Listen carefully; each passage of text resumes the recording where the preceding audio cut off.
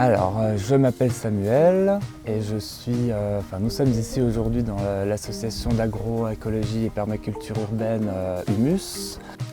On a énormément de gens qui arrivent dans l'association en nous disant mon petit basilic dans la cuisine, je ne suis pas capable de le faire survivre, alors j'aimerais un peu apprendre. En fait, nous, on est là pour les accompagner dans le début de l'apprentissage du jardinage, de la permaculture, tout en les poussant aussi à être indépendants et à reproduire tout ce qu'ils apprennent ici, chez eux, que ce soit dans leur jardin, sur leur balcon, sur le bord d'une fenêtre. Et en général, un membre humus est maintenant capable de faire survivre un basilic dans sa cuisine. C'est une aventure sociale aussi, depuis le début. On est quand même proche d'un quartier, donc forcément il y a des curieux, les gens sont attirés par ce lieu, donc on y fait des rencontres.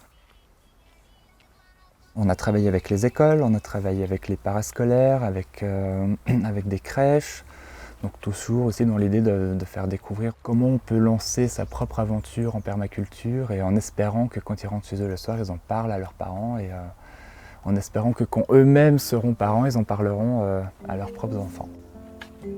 Une aventure comme celle-ci, ça apporte des rencontres déjà pour commencer, des rencontres extérieures mais intérieures également, une espèce de rencontre avec soi-même, on apprend aussi à se découvrir. On a peut-être un nouveau regard sur le monde et surtout notamment sur la société de consommation. Tu vois, franchement, ici, il y a peut-être quand même de quoi faire quelques salades.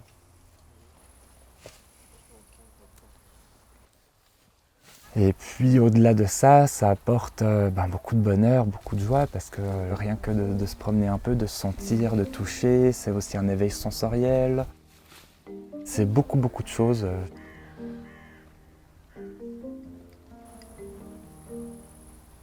C'est le genre de jardin qui est très évolutif à partir du moment où on laisse la nature aussi un peu prendre sa place.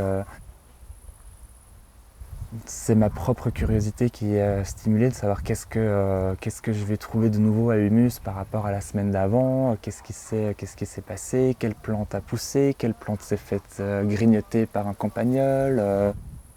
Il y a vraiment cet aspect-là et puis évidemment c'est assez plaisant de pouvoir se dire que je vais pouvoir rentrer chez moi avec 3 courgettes, quelques raisins et de la menthe fraîche pour mes moritos.